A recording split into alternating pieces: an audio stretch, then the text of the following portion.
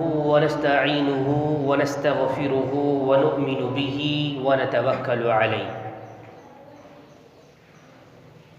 ونعوذ بالله من شرور أنفسنا ومن سيئات أعمالنا من يهده الله فلا مضل له ومن يضلل فلا هادي له وأشهد أن لا إله إلا الله وحده لا شريك له وأشهد أن محمدًا عبده ورسوله أما بعد فإن خير الحديث كتاب الله وخير الهدي هدي محمد صلى الله تعالى عليه وسلم وشر الأمور محدثاتها وكل محدثة بدعة وكل بدعة ضلالة وكل ضلالة في النار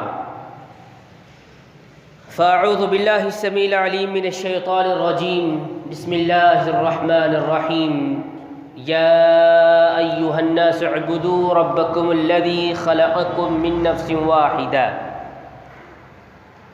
وخلق منها زوجها وبث منهما رجالا كثيرا ونساء واتقوا الله الذي تساءلون به والأرحام إن الله كان عليكم رقيبا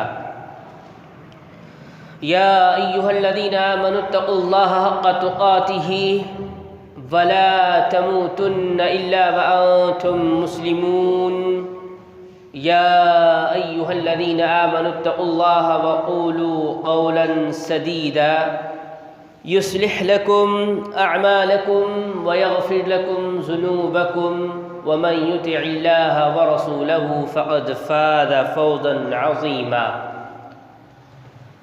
رب اشرح لي صدري ويسر لي أمري واحلل عقدة من لساني يفقهوا قولي سبحانك لا علم لنا إلا ما علمتنا إنك أنت العليم الحكيم وقال الله تبارك وتعالى في سورة بني إسرائيل سبحان الذي أسرى بعبده ليلا من المسجد الحرام إلى المسجد الأقصى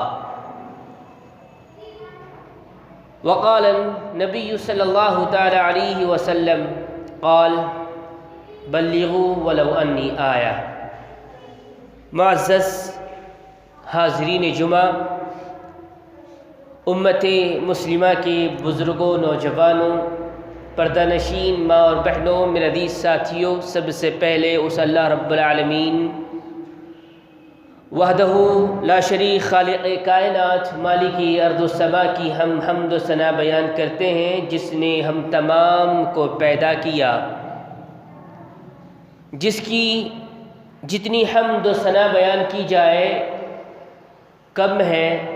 اللہ کے نبی صلی اللہ علیہ وسلم نے ہمیں حکم دیا کہ جب کبھی تم اللہ کی حمد و ثنا بیان کرنا چاہو تو کہو سبحان اللہ بحمدی سبحان اللہ العظیم سبحان اللہ بحمدی سبحان اللہ العظیم سبحان اللہ بحمدی سبحان اللہ العظیم۔ اللہ رب العالمین کی اس مختصر سی حمد و ثنا کے بعد درود و سلام کا نزول کرتے ہیں ان تمام مقدس ہستیوں پر جنہیں اللہ تبارک و تعالیٰ نے توحید کی دعوت کے لیے چنا اور اپنی اپنی قوم کے لیے انہیں رہبر رہنما بنایا، جن کی آخری کڑی ہمارے نبی آخر الزمان محمد الرسول اللہ صلی اللہ علیہ وسلم پر ختم ہوتی ہے۔ معزز سامعین و سامعات، انشاءاللہ آج کے اس خطبہ جمعہ میں ماہ رجب کے مہینے میں ایک خصوصی رات جس کو شب معراج کہتے ہیں، شب معراج میں جو عبادتیں ہوتی ہیں یا جس کو بڑے احتیاط کے ساتھ عمل کیا جاتا ہے، اس رات کے سلسلے میں کچھ باتیں آپ کے گوشے گزار کرنے جا رہا ہوں۔ اللہ تبارک و تعالیٰ سے دعا ہے اللہ تبارک و تعالیٰ ہمیں ان باتوں کو سننے، سمجھنے اور ان باتوں پر عمل پیرا ہونے کی توفیق عنایت فرمائے۔ معزز سامعین، ماہ رجب کے مہینے کی شروعات سے ہی کئی ایسی چیزیں اس ماہ کے اندر ایجاد کر دی گئی جس کا اسلام سے دور دور تک تعلق نظر نہیں آتا، جیسے کہ ابتدائی ہفتے میں صلاۃ الرغائب کے نام سے ایک نماز کا اہتمام ہوتا ہے جو در حقیقت اللہ کے نبی صلی اللہ علیہ وسلم سے ثابت نہیں ہے۔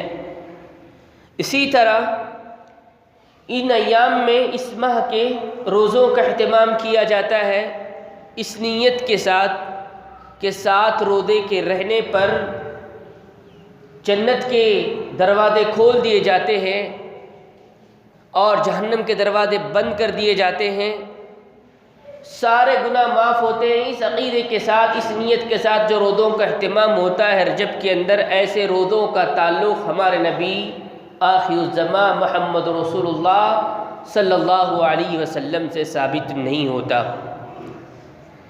اس کے بعد میر جعفر صادق رحمہ اللہ کے نام سے 22 رجب کے دن خصوصیت کے ساتھ کچھ پکوان بنائے جاتے ہیں اور اس پکوان کی نظر و نیاز ہوتی ہے اور بڑی اہتمام اس کا ہوتا ہے اور بڑی عقیدت کے ساتھ اس کام کو انجام دیا جاتا ہے، جس کا تعلق یہ ہم سمجھتے ہیں کہ میر جعفر صادق رحمہ اللہ نے یہ کہا ہے کہ جو کوئی شخص 22 رجب کے دن اس طرح کا عمل کرتا ہے تو قیامت کے دن میری شفاعت اس پر لازم آئے گی۔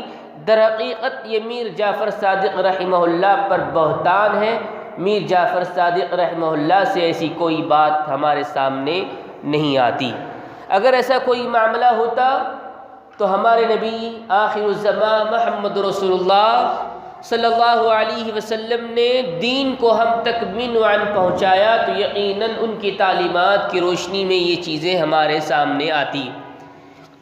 اس کے برعکس 27 رجب کی شب میں، رات میں شب معراج کا اہتمام ہوتا ہے جو کچھ ہی دنوں بعد یا کچھ ہی رات یا ایک دن رات بعد آپ کو اس کا پس منظر ہمارے ماحول معاشرے میں نظر آئے گا۔ سب سے پہلے اس بات کو ہم جاننے کی کوشش کرتے ہیں کہ اللہ تعالیٰ نے ہمیں کیوں پیدا کیا۔ میں یہ سمجھتا ہوں کہ امت مسلمہ کا ہر فرد اس بات کو جانتا ہے کہ اللہ نے عبادت کے لیے پیدا کیا ہے۔ سورہ ذاریات کی جو آیت ہے بالکل واضح، روشن اور کئی الحمدللہ مسلمانوں کے دل و دماغ میں گھر کر چکی ہے کہ وَمَا خَلَقْتُ الْجِنَّ وَالْإِنسَ إِلَّا لِيَعْبُدُونَ۔ اللہ تبارک و تعالیٰ نے انسان اور جن کو اس لیے پیدا کیا کہ وہ اس کی عبادت کریں۔ سوال یہ پیدا ہوتا ہے کہ عبادت کیا صرف سال کے کچھ راتوں میں یا کچھ مہینوں میں یا کچھ ایام میں کرنے کا حکم دیا اللہ کے نبی صلی اللہ علیہ وسلم نے؟ تو خصوصیت کے ساتھ ماہ رمضان مبارک کے اندر اس کے آخری آخری عشرے کے سلسلے میں اللہ کے نبی صلی اللہ علیہ وسلم کا عمل، قول، صحابہ کرام رضوان اللہ علیہم اجمعین کا عمل ہمارے سامنے آتا ہے۔ لیکن اس کے برعکس جو لوگوں نے اور راتیں بنا رکھی ہے، چاہے وہ شب برات کا معاملہ ہو یا شب معراج کا معاملہ ہو، یہ 2 راتوں کے سلسلے میں اسلاف سلف صالحین اکابر امت سے کوئی جواز ہم کو نہیں ملتا۔ سب سے پہلی بات یہ معلوم ہوئی کہ اللہ نے عبادت کے لیے پیدا کیا اور عبادت کے لیے طریقہ کار بنایا اور طریقے کے لیے نبی صلی اللہ علیہ وسلم کو اسوہ اور نمونہ بنایا۔ ہمارے نبی آخر الزمان محمد رسول اللہ صلی اللہ علیہ وسلم کو جو حکم دیا گیا وَاعْبُدْ رَبَّكَ حَتَّى يَأْتِيَكَ الْيَقِينُ، اے محمد صلی اللہ علیہ وسلم آپ عبادت کیجئے۔ کب تک عبادت کرنا ہے؟ وَاعْبُدْ رَبَّكَ حَتَّى يَأْتِيَكَ الْيَقِينُ، اس وقت تک جب تک کہ تمہارے پاس یقین نہ آ جائے۔ علامہ ابن کثیر رحمہ اللہ نے اپنی کتاب کے اندر یقین سے مراد لکھا ہے کہ جب تک کہ موت واقع نہ ہو جائے۔ انسان کی موت واقع ہونے تک عبادت کے اندر اس کو سرگرم رہنا ہے۔ دن کے ایام یا رات کے ایام میں جو فرائض کا حکم دیا گیا اس کا اہتمام کرنا ہے۔ جہاں خصوصیت کے ساتھ کچھ راتیں یا کچھ مہینے یا کچھ ایام بتائے گئے تو اس میں خصوصیت کے ساتھ عبادت کرنا ہے۔ اس کے علاوہ جہاں عبادت کا ذکر نہیں ملتا، طریقہ نہیں ملتا، اس کو ترک کرنا افضل ہے۔ آئیے دیکھیں شب معراج کے سلسلے میں بہت سارے لوگوں کے دل و دماغ میں بات ہے کہ یہ شب معراج وہ رات ہے جس رات میں ہمارے نبی آخر الزماں محمد رسول اللہ صلی اللہ علیہ وسلم کو مسجد حرام سے مسجد اقصیٰ لے جایا گیا۔ مسجد اقصیٰ سے ساتوں آسمان کی سیر کرائی گئی، جنت اور جہنم دکھائی گئی، بہت سارے اللہ تعالیٰ نے نعمتیں دکھائی۔ یہ رات یقیناً بڑی فضیلت والی ہے، اہمیت والی ہے، لیکن اس رات کے سلسلے میں یہ سوال پیدا ہوتا ہے کہ وہ رات کون سی تھی؟ کیا 27ویں رجب کی رات ہی ہے یا اس کے اندر ہمارے اسلاف میں اختلاف پایا جاتا ہے؟ اگر آپ صحیح بخاری کی شرح لکھنے والے علامہ ابن حجر اسقلانی رحمۃ اللہ علیہ کی تشریح پڑھتے ہیں تو انہوں نے ایک نہیں، دو نہیں، بلکہ اسی طرح شیخ صفی الرحمن مبارک پوری حفیظہ رحمہ اللہ نے الرحیق المختوم جو سیرت کی نایاب کتاب ہے اس کے اندر 10 اقوال بیان کیے ہیں کہ وہ کون سی رات تھی جس رات میں اللہ تبارک و تعالیٰ نے معراج کرائی۔ اس کے اندر شدید اختلاف پایا جاتا ہے، کوئی یہ ثابت نہیں کر سکتا ہے کہ وہ 27ویں رجب ہی ہے۔ البتہ ایک حدیث کی روشنی میں یہ بات آتی ہے، لیکن اس کو بھی علامہ امام نووی رحمۃ اللہ علیہ نے کسی اقوال کی روشنی میں بیان کیا، پھر انہوں نے اپنے قول کو واپس لیا ہے کہ 27ویں رجب کے دن یہ چیز ہوئی ہے۔ 27ویں رجب کے دن اگر یہ چیز ہوئی ہے، اب سوال یہ پیدا ہوتا ہے کہ 27ویں رجب کے دن ہمارا، میرا اور آپ کا عمل کیا ہونا چاہیے، کیا طریقہ کار ہونا چاہیے؟ کیا نبی صلی اللہ علیہ وسلم نے اپنی زندگی میں معراج کے بعد ہر سال شب معراج کی رات کا اہتمام کیا؟ کیا اس دن خصوصیت کے ساتھ کوئی عبادت کی، یا اس رات میں صحابہ کرام رضوان اللہ علیہم اجمعین کو جمع کر کر اپنی سیرت بیان کی؟ کیا اس رات میں خصوصیت کے ساتھ کچھ نمازیں پڑھی گئی؟ یہ جاننا بے حد ضروری ہے، بے انتہائی ضروری ہے۔ کیونکہ دین ہمارا مکمل ہے، کامل ہے۔ کوئی بھی عمل میں اور آپ کرے جس کی نیت یہ ہوتی ہے کہ ثواب ملے، اگر وہ طریقہ نبی صلی اللہ علیہ وسلم کا ہے تبھی مجھے اور آپ کا ثواب مل سکتا ہے۔ اگر طریقہ محمد رسول اللہ صلی اللہ علیہ وسلم کا نہیں ہے تو ثواب کے بجائے عذاب ہم کو مل سکتا ہے۔ میرے بھائیوں، قرآن جو ساری انسانیت کے لیے ہدایت کا سر چشمہ ہے، کسی بھی مسئلے کا حل قرآن اور حدیث کے اندر الحمدللہ بیان کیا گیا ہے۔ پہلا مسئلہ میں نے رکھا آپ کے سامنے کہ معراج کب واقع ہوئی، اس کے اندر شدید اختلاف پایا جاتا ہے۔ اختلاف پانے کی وجہ یہی ہے کہ یہ عمل اس دور سے چلا نہیں آ رہا ہے جس دور سے یہ اسلام کی ابتدا ہوئی ہے۔ اگر یہ چیز چلی آتی 1400 سال بعد بالمن وعن یہ طے ہوتا ہے کہ یہ رات ہے، اس رات میں یہ عمل اللہ کے نبی صلی اللہ علیہ وسلم نے کرنے کا حکم دیا ہے۔ اختلاف کا پایا جانا اس بات کی دلیل ہے کہ بعد میں اہل علم میں سے کچھ لوگوں نے یہ تصور کیا، یہ خیال کیا کہ اتنی بڑی فضیلت والی رات ہے تو کیوں نہ ہم اس کے اندر عبادت کریں۔ یقیناً فضیلت والی رات ہے، اہمیت والی رات ہے، معجزے والی رات ہے۔ ایسا تحفہ اس امت کو اس رات میں ملا جو نماز ہے، لیکن کیا میں اور آپ، کیا کوئی شخص اپنی طریقے سے، اپنی سوچ سے کسی بھی رات کو عبادت والی رات بنا سکتا ہے؟ کیا کسی رات کو اہمیت والا رات بنا سکتا ہے؟ کیا کسی رات کو سیرت کو بیان کرنے کے لیے بنا سکتا ہے؟ نہیں بنا سکتا۔ کیوں نہیں بنا سکتا؟ شریعت سازی کا حکم ہم کو نہیں دیا گیا ہے، بلکہ اللہ کے نبی صلی اللہ علیہ وسلم نے منعن پہنچا دیا۔ بس ضرورت اس بات کی ہے کہ شب معراج کے سلسلے میں حقیقت سے واقف ہو جائے کہ معاملہ کیا ہے۔ شب معراج کو لے کر ہم آگے بڑھتے ہیں، قرآن کی طرف جاتے ہیں تو سورہ بنی اسرائیل کی پہلی آیت مبارکہ، سبحان الذی اسری بعبدہ لیلا من المسجد الحرام الی المسجد الاقصی۔ اللہ تبارک و تعالیٰ نے اس آیت کی ابتدا میں لفظ سبحانہ کا لفظ استعمال کیا ہے۔ عربی زبان سے جو واقف ہے وہ جانتے ہیں کہ یہ لفظ اللہ کی عزت، تعظیم و توقیر میں استعمال ہوتا ہے۔ دوسری طرف حیرت اور تعجب کے معاملے میں بھی استعمال ہوتا ہے۔ عربی زبان کے اندر سبحانہ کا ایک معنی ہے بڑے تعجب کی بات۔ اگر آپ کو اور مجھے حیدرآباد کے اندر کوئی ایسا واقعہ سنا دے جس کے سننے پر لوگ تعجب میں آ جاتے ہیں، ایسا ممکن نہیں ہے، تعجب میں، اس طرح کا یہ لفظ ہے سبحانہ۔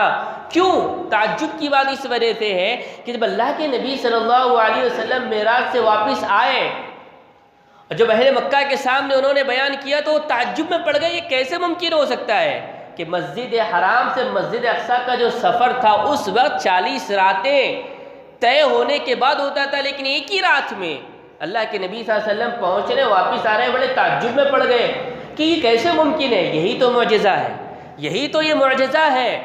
جیسے موسیٰ علیہ السلام نے عصا مارا، پانی کے اندر یہ کیفیت نہیں ہے کہ لکڑی کے مارنے سے پھٹ جائے، لیکن یہ معجزہ تھا، اللہ نے انعام دیا، عصا پڑا اور پانی دو طرف بٹ گیا۔ اسی طرح آگ کا کام ہے جلا دینا، آگ کا کام ہے جلا دینا، لیکن ابراہیم علیہ السلام کو آگ نہیں چھو پائی، یہ معجزہ تھا۔ اللہ نے آگ کو حکم دیا تھا کہ قُلْنَا يَا نَارُ كُونِي بَرْدًا وَسَلَامًا، اے آگ تو میرے ابراہیم کے لیے سلامتی والی بن جا، یہ معجزہ تھا۔ کسی پہاڑ سے کسی اونٹنی کا نکلنا ممکن نہیں ہے، لیکن اللہ تبارک و تعالیٰ نے یہ معجزہ کروایا اس قوم کو بتانے کے لیے کہ تمہارا خالق و مالک کوئی نہ کوئی ہے، وہ اللہ رب العالمین ہے۔ کئی ایسے واقعات ہمارے سامنے ہیں میرے بھائیوں، یہ اللہ کے نبی صلی اللہ علیہ وسلم کا معجزہ تھا۔ تو میں یہ بتا رہا تھا، یہ آیت مبارکہ کا پہلا لفظ سبحان الذی اسری بعبدہ، اللہ تبارک و تعالیٰ کی ذات بابرکت ہے جس نے اپنے بندے کو، آئیے یہاں پر اہل السنہ والجماعہ کے اندر بہت سارے لوگ یہ سمجھتے ہیں کہ اللہ کے نبی صلی اللہ علیہ وسلم کو خواب میں معراج کروائی گئی۔ اگر خواب میں معراج ہوتی تو تعجب کی بات ہی نہیں ہوتی، رات میں میں نے خواب میں ایسا ایسا دیکھا، کوئی بھی یقین کر لیتا۔ اگر آپ امام الطحاوی رحمۃ اللہ علیہ کی عقیدۃ الطحاویہ پڑھیں گے تو وہ کہتے ہیں کہ ھذا جمہور السلف والخلف ان، انہوں نے لکھا ہے اپنی کتاب کے اندر کہ جمہور کے جو خلف، پہلے جو لوگ سلف جو گزر چکے ہیں اور جو آپ موجود ہیں، وہ یہ کہتے ہیں کہ ببدنہ و روحہ، اللہ کے نبی صلی اللہ علیہ وسلم کو بدن، جسم اور روح کے ساتھ معراج کروائی گئی۔ یہ خواب نہیں ہے، یہ معراج ہے جو اللہ کے نبی صلی اللہ علیہ وسلم کو جسم اور روح کے ساتھ، اور یہی چیز کا اطلاق اس آیت کے اندر ہے۔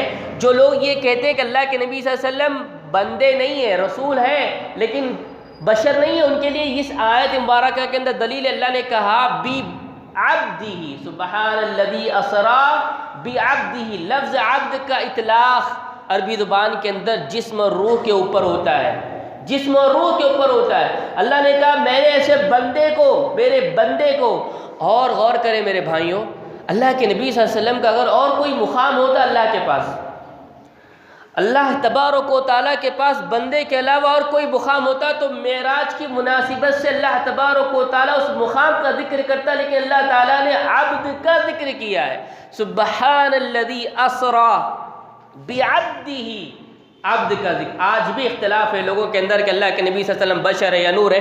اگر غور تدبر کریں آیت کے اندر واضح ہو جائے گا بشر ہے، بندے ہیں، اس کے بعد محمد رسول اللہ صلی اللہ علیہ وسلم اللہ کے نبی اور رسول ہے۔ تو اللہ نے کیا فرمایا کہ میں نے میرے بندے کو لیلا من المسجد الحرام الى المسجد الاقصی، لیلا کسے کہتے ہیں؟ لیلا عربی زبان کے اندر رات کا کچھ حصے کو کہتے ہیں، لیل پوری رات کو کہتے ہیں، لیلا۔ بڑا تعجب خیز معاملہ ہے عربی زبان کی ایک ایک لفظ کا میرے بھائیوں، غور تدبر کریں گے تو مسائل خود بخود ختم ہو جائیں گے۔ کسی حصے میں، کسی حصے کے اندر پوری رات کا ذکر نہیں ہے، لیلا کسی حصے کے اندر اللہ تبارک و تعالیٰ نے من المسجد الحرام من المسجد الاقصی، جو 40 راتوں کی مسافت تھی، جو سفر تھا، اس سفر کو صرف اور صرف رات کے ایک حصے میں مکمل کیا، مسجد حرام سے مسجد اقصی۔ اس کو کہتے ہیں اسراء، اس کو کہتے ہیں اسراء۔ اس کے بعد آتی ہے معراج۔ اگر سورۃ بنی اسرائیل کی یہ آیت مبارکہ پر غور تدبر کر لیا جائے تو امت کے بہت سارے مسائل حل ہو سکتے ہیں۔ ایک رات کے کسی حصے میں اللہ تبارک و تعالیٰ نے اپنے بندے کو مسجد اقصی سے مسجد حرام سے مسجد اقصی لے جایا گیا۔ اس کے بعد اللہ تبارک و تعالیٰ نے فرمایا کہ ہم چاہتے تھے کہ ہماری برکتیں وہاں پر جو ہے ان کو دکھائیں۔ مسجد اقصی ایک ایسی جگہ ہے جہاں پر سارے انبیاء اور ان کی جگہیں موجود ہیں، جانور باندھا کرتے تھے۔ بڑی فضیلت والی مسجد اقصی ہے، آج دشمنان اسلام کی ہاتھ میں ہے۔ اللہ سے دعا کرے کہ اللہ تبارک و تعالیٰ دوبارہ مسلمانوں کے ہاتھ میں وہ مسجد آ جائے۔ مسجد اقصی کی بہت بڑی اہمیت و فضیلت ہے، اسی لیے اللہ کے نبی صلی اللہ علیہ وسلم نے بیان فرمایا کہ روئے زمین میں 3 مساجد ایسی ہیں، روئے زمین میں 3 مساجد ایسی ہیں جہاں پر ثواب کی نیت سے سفر کیا جا سکتا ہے، اس کے علاوہ چوتھی مسجد کوئی نہیں ہے۔ لیکن ہندوستان کے اندر بھی کچھ لوگوں نے ایک جگہ بنا رکھی ہے، بطور ثواب و نیت وہاں جا کر نماز پڑھتے ہیں، جو ہمارے اجمیر شریف کے اندر موجود ہے۔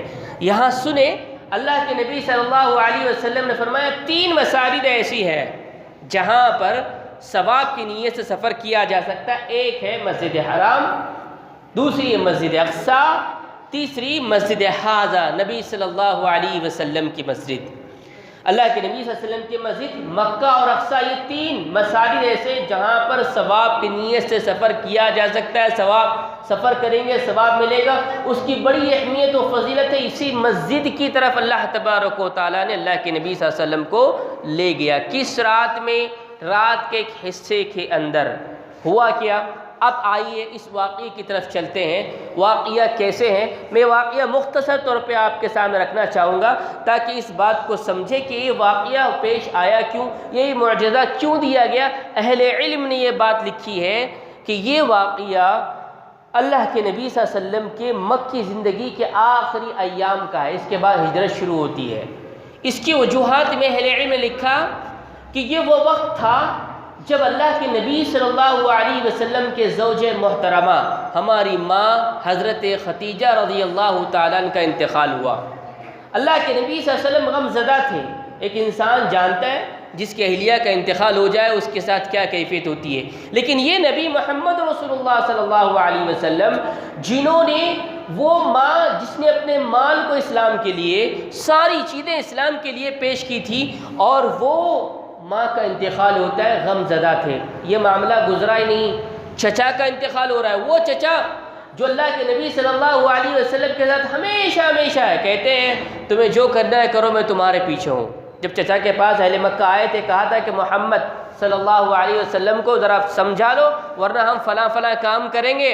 اگر وہ یہ چاہتا ہے صلی اللہ علیہ وسلم کسی بڑے امیر گھرانے کی لڑکی سے شادی کر دیں گے، زیور چاہے زیور دیں گے، دولت چاہے دولت دیں گے، عہدہ چاہے عہدہ دیں گے۔ اللہ کے نبی صلی اللہ علیہ وسلم نے کہا تھا اگر ایک ہاتھ میں سورج دوسرے ہاتھ میں چاند رکھ دو تب بھی میں باز نہیں آؤں گا۔ وہ چچا جو نبی صلی اللہ علیہ وسلم کے ساتھ ہمیشہ ساتھ دیا کرتے تھے، ان کا انتقال ہوتا ہے۔ ایک طرف حضرت خدیجہ رضی اللہ تعالیٰ کا انتقال ہو رہا ہے، اس کے فوراً بعد ان کے چچا کا انتقال ہو رہا ہے۔ اللہ کے نبی صلی اللہ علیہ وسلم غم زدہ ہے اور نبوت کی دعوت کو لے کر طائف پہنچ رہے ہیں۔ طائف کے اندر وحی کی دعوت کو لے کر طائف میں پہنچ رہے ہیں۔ طائف میں پہنچنے کے بعد اللہ کے نبی صلی اللہ علیہ وسلم کو اوباش لڑکوں کے حوالے کر دیا جاتا ہے، مارا جاتا ہے، اور خون یہاں تک کہ پیروں میں جمع، ایک غم کی حالت میں ہے۔ ایسی مناسبت سے، ایسے موقع سے اللہ تبارک و تعالیٰ نے ہمارے نبی آخر الزمان محمد رسول اللہ صلی اللہ علیہ وسلم کو معراج کرائی. کہا دنیا والے اگر تکلیف دیتے ہیں دینے دو، لیکن تمہارے لیے یہ نعمتیں، یہ رحمتیں، یہ برکتیں اللہ تبارک و تعالیٰ نے تیار کر رکھی ہے. در حقیقت یہ معجزے کی ابتدا یہاں سے ہوتی ہے. میرے بھائیوں، اللہ کے نبی صلی اللہ علیہ وسلم بیان کرتے ہیں کہ میں ام ہانی کے گھر میں تھا، میں سویا ہوا تھا، چھٹ پھٹتی ہے، کچھ لوگ آتے ہیں اور اللہ کے نبی صلی اللہ علیہ وسلم کو لے جا کر حتیم جو خانہ کعبہ کے پاس لٹا دیتے ہیں. اس کے بعد اللہ کے نبی صلی اللہ علیہ وسلم کے سینے سے لے کر زیر ناف تک چیرا جاتا ہے اور ایک سونے کا تشت لایا جاتا ہے اور اس کے اندر دل کو دھویا جاتا ہے. ایمان اور کیفیت کو اللہ تبارک و تعالیٰ بھر دیتا ہے، کیونکہ ایسے حالات تھے، غم زدہ تھے، پریشان تھے، مصیبت کے اندر تھے. اللہ تعالیٰ نے یہ نعمتیں دی اور دل کو اللہ تبارک و تعالیٰ پھر سینے میں رکھ دیتے ہیں. وہ جو فرشتے جبرائیل علیہ السلام کا ذکر آتا ہے. اس کے بعد یہاں سے شروع ہوتا ہے سفر اسراء کا. ایک جانور جس کا نام براق آیا ہے، جس کی کیفیت میں اہل علم میں لکھا ہے کہ گدھا اور کھچر کے درمیان ایک کیفیت ہوتی ہے، جو گھوڑا نہیں ہے، گدھا نہیں ہے، لیکن اس کے درمیان ایک کھچر ہوتا ہے. کھچر کی کیفیت کے مانند جس کا نام براق آیا ہے، جو بہت ہی سفید تھا. اور اس کے سلسلے میں لکھا ہے کہ اس کی جو نظر جہاں تک جاتی تھی اس کا ایک قدم وہاں تک جاتا تھا. یہ امام بخاری رحمۃ اللہ علیہ نے اپنی کتاب کے اندر لکھا ہے. اور ایک مسلمان کا یہ عقیدہ ہوتا ہے کہ جو حدیث آ جائے اس پر امین و ایمان لے کر آئے. بہت سارے لوگ آج ہیں جو معراج کا انکار کرتے ہیں، کئی احادیث کا انکار کرتے ہیں. میرے بھائیوں، امام بخاری رحمۃ اللہ علیہ نے امین و اسی طرح نقل کیا ہے، وہی بات میں آپ کے سامنے رکھ رہا ہوں. براق پر اللہ کے نبی صلی اللہ علیہ وسلم کو بٹھایا جاتا ہے. بٹھایا جانے سے پہلے بھی کیفیت آئی کہ براق مچلتا ہے، پریشان ہوتا ہے. تو بٹھانے والے جبرائیل علیہ السلام کہتے ہیں آپ کو پتہ ہے کہ آپ کس کی سواری کرنے جا رہے ہیں؟ کہتے ہیں کہ نہیں. تو کہتے ہیں وہ شخصیت جو اللہ کے نبی صلی اللہ علیہ وسلم، اللہ کے محبوب ہے محمد رسول اللہ صلی اللہ علیہ وسلم. وہ خاموشی اختیار کرتا ہے. اللہ کے نبی صلی اللہ علیہ وسلم بیٹھتے ہیں. یہاں سے سفر شروع ہوتا ہے جو 40 دن کا سفر ہے، رات کے ایک حصے میں مکمل ہوتا ہے. وہاں اللہ کے نبی صلی اللہ علیہ وسلم پہنچتے ہیں. جبرائیل علیہ السلام 2 پیالے پیش کرتے ہیں. مہمان نوازی اسلام کا طریقہ ہے. جبرائیل علیہ السلام نے اللہ کے نبی صلی اللہ علیہ وسلم کو 2 پیالے پیش کیے. ایک کے اندر شراب تھی، ایک کے اندر دودھ تھا. آپ یہ پوچھیں گے کہ شراب حرام تھی، وہاں کیوں پیش کی گئی؟ دودھ تو حلال تھا پیش کیا گیا. میرے بھائیوں، یہ معجزہ ہے، اس کو سمجھیں.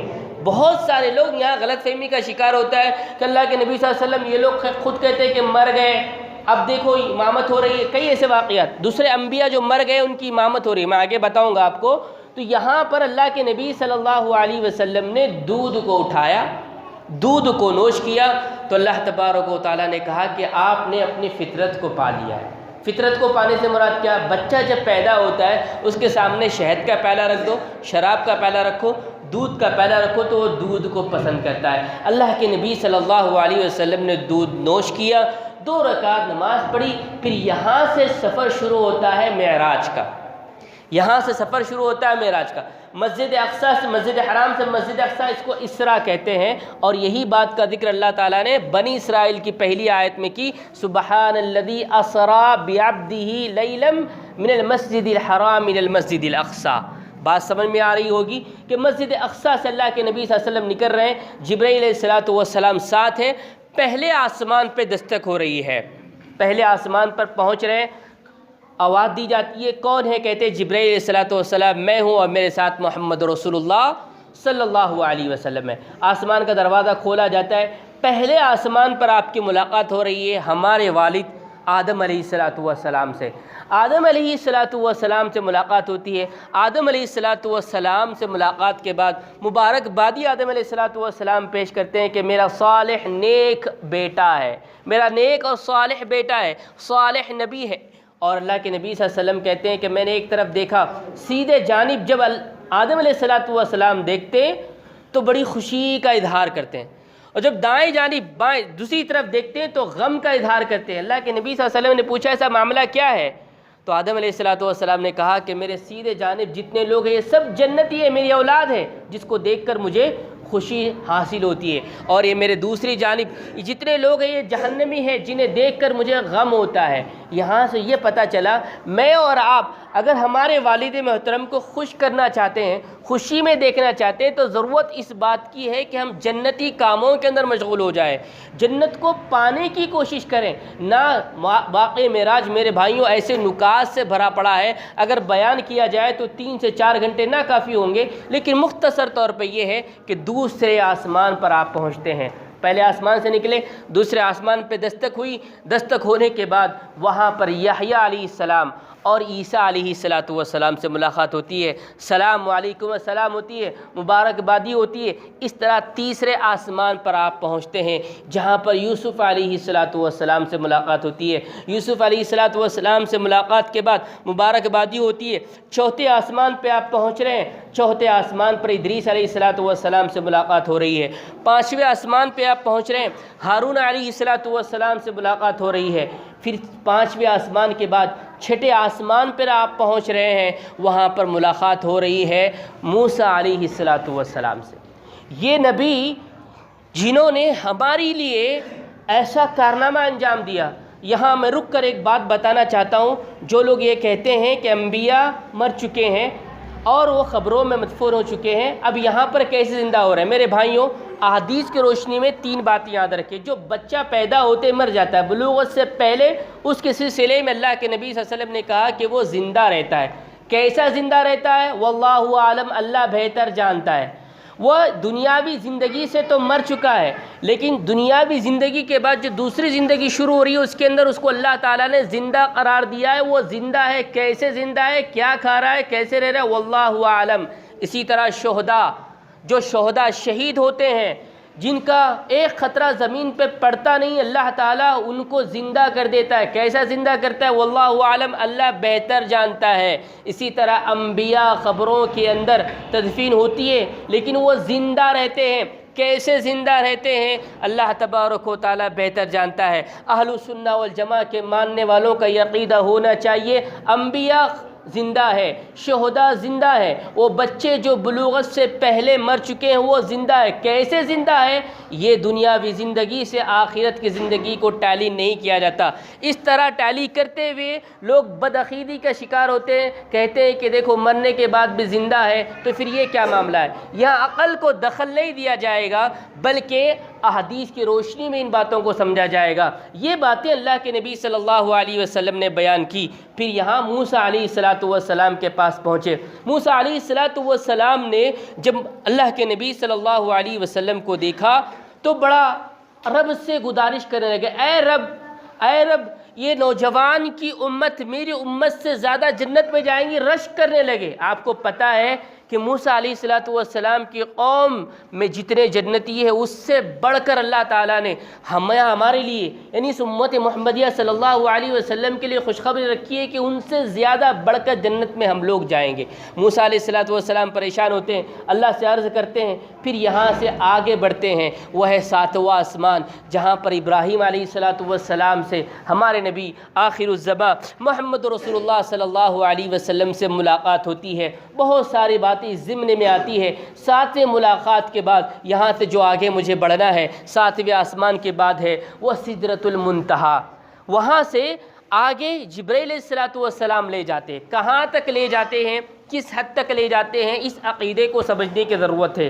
میرے بھائیوں، بہت سارے لوگ مثال دیتے ہیں کمان کی۔ یقیناً اللہ تعالیٰ نے کمان کا ذکر کیا ہے قرآن کے اندر۔ جو تیر کمان ہوتی ہے اس کا جو حصہ ہوتا ہے آپ جانتے ہیں، وہ حصہ میں آپ کو بتانا چاہوں گا۔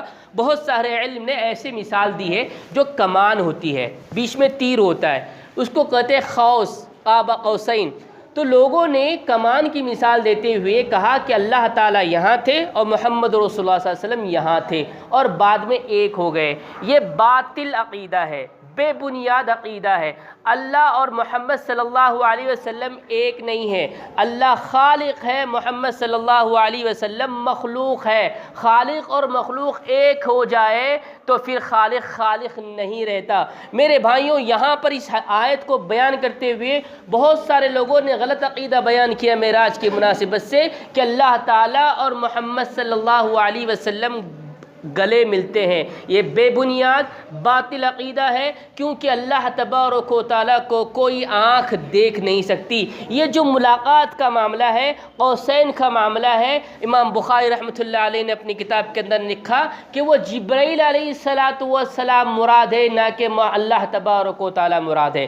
معراج کی مناسبت سے یہ بے بنیاد عقیدہ عام طور پہ بیان کیا جاتا ہے، احادیث کو، قرآن کو نوٹ کرتے ہوئے غلط تشریح بیان کی جاتی ہے، اس لیے میں نے دونوں ہاتھوں سے مثال بیان کی۔ یہ قوسین سے مراد حضرت جبرائیل علیہ السلام ایک طرف ہے، محمد رسول اللہ صلی اللہ علیہ وسلم ایک طرف ہے۔ جبرائیل علیہ السلام کہتے ہیں کہ اس کے آگے میں نہیں جاتا، اس کے آگے اللہ تعالیٰ نے کہا اوحا ما اوحا الی، اللہ تعالیٰ نے کہا کہ ہم کو جو وحی کرنی تھی ہم نے وحی کی۔ وحی کیا تھی؟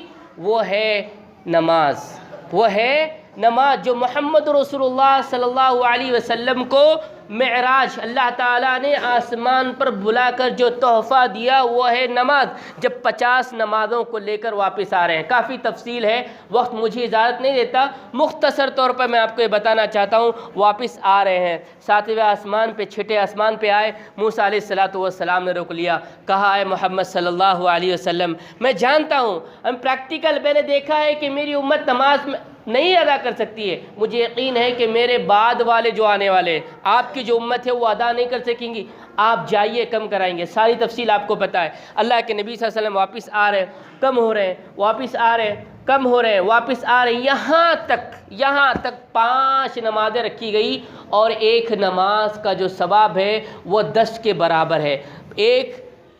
10 20 30 40 50، جو 50 نمازیں اللہ تعالیٰ نے فرض کی تھی، اگر کوئی 5 نمازیں ادا کرتا ہے تو اس کا بدلہ 50 نمازوں کے برابر دیا جاتا ہے۔ واقعی معراج ہمیں جو سبق دیتا ہے کہ اس تحفے کی حفاظت کی جائے، اس تحفے کی حفاظت کی جائے۔ اور اللہ کے نبی صلی اللہ علیہ وسلم نے جب اس دنیا سے رخصت ہونے کا وقت آیا تو اللہ کے نبی صلی اللہ علیہ وسلم نے وصیت کی تھی۔ میں نے کئی دفعہ یہ بات بتائی، مثال کے طور پہ بتاتا چلوں، اگر کوئی باپ بیٹے کے اندر محبت ہے، اگر محبت نہ ہو اور باپ کا انتقال ہو رہا ہو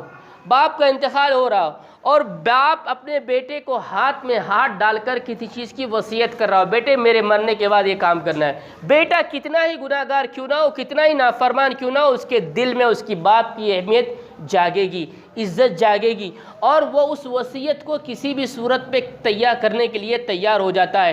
ہمارے نبی آخر الزمان محمد رسول اللہ صلی اللہ علیہ وسلم نے آخری وقت میں کہا وما ملکت ایمانکم، یاد رکھنا نمازوں کو ترک نہ کرنا، یہ میری تمہارے لیے وصیت ہے۔ اس امت کے لیے وصیت نماز کی ہے، اس امت کے لیے وصیت نماز کی ہے، جو تحفہ معراج اللہ کے نبی صلی اللہ علیہ وسلم کو دیا گیا۔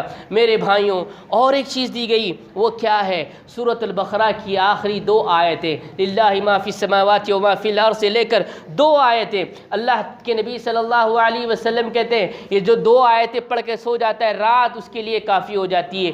تیسری چیز جو دی گئی ہے وہ بہت بڑی نعمت ہے جو کسی امت کو نہیں دی گئی۔ وہ نعمت کیا ہے؟ اگر میں اور آپ کسی نیک کام کرنے کا ارادہ کر لیتے ہیں، اللہ تبارک و تعالیٰ اس ارادے کے بدلے ایک نیکی میرے اور آپ کے دفتر میں لکھوا دیتا ہے۔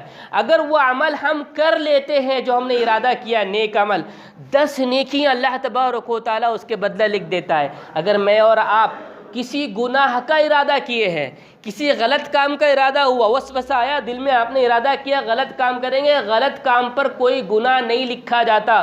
یہ فضیلت اہمیت ہے امت محمدیہ صلی اللہ علیہ وسلم کی کہ اس گناہ پر، اس کے نیت پر وہ گناہ نہیں لکھا جاتا جب تک کہ وہ گناہ نہ کر لے۔ اگر وہ گناہ کر لیتا ہے، گناہ میں ملوث ہو جاتا ہے شیطان کے بھٹکانے کی وجہ سے، تو 10 گناہ نہیں بلکہ گناہ کا بدلہ ایک ہی گناہ اللہ تعالیٰ اس امت کے ساتھ لکھتا ہے۔ یہ تحفہ معراج ہے، اس کو سمجھنے کی ضرورت ہے، اس کو جاننے کی ضرورت ہے، اور اس پر عمل پیرا ہونے کی ضرورت ہے کہ ہم زیادہ سے زیادہ نیک اعمال کی طرف بڑھیں، اچھی سے اچھی سوچ رکھے، اچھا سے اچھا خیال پیدا کرے، کیونکہ خیال کو پیدا کرنے سے نیکیاں ملتے ہیں، عمل کرنے سے 10 گنا زیادہ ملتے ہیں۔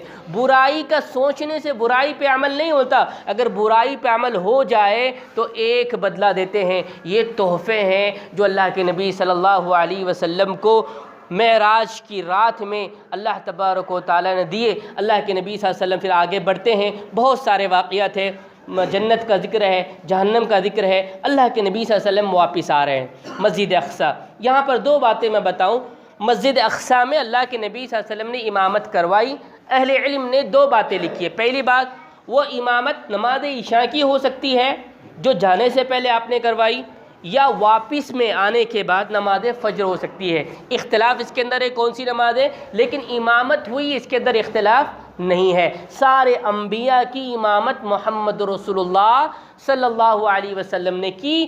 یہاں سے تا قیامت تک کے لیے پیغام پہنچا کہ اب عیسیٰ علیہ السلام کی شریعت نہیں چلے گی، موسیٰ علیہ السلام کی شریعت نہیں چلے گی، ادریس علیہ السلام کی نہیں چلے گی، یحییٰ کسی بھی نبی کی شریعت نہیں چلے گی۔ جو امام ہے، امام اعظم محمد رسول اللہ صلی اللہ علیہ وسلم، انہی کی امامت تا قیامت تک رہے گی۔ لہذا تا قیامت تک یہ پیغام دیا گیا کہ جو یہودی ہے، نصرانی ہے، ان کو یہ پیغام دیا گیا کہ کامیابی اگر ہے تو صرف مسلمان ہونے میں ہے، عیسائی بن کے رہنے میں، یہودی بن کے رہنے میں، نصرانی بن کے رہنے میں نہیں ہے، کیونکہ امامت اللہ کے نبی صلی اللہ علیہ وسلم کے سپرد کر دی گئی ہے۔ اس کے بعد اللہ کے نبی صلی اللہ علیہ وسلم واپس آتے ہیں مکہ کے اندر، اہل مکہ کے سامنے یہ بات پوچھتے ہیں۔ دیکھیے ابو جہل، سارا واقعہ ہے، ابو جہل پوچھتا ہے نبی صلی اللہ علیہ وسلم آج کوئی نیا معاملہ ہے کیا؟ اللہ کے نبی صلی اللہ علیہ وسلم کہتے ہیں ہاں، مجھے رات میں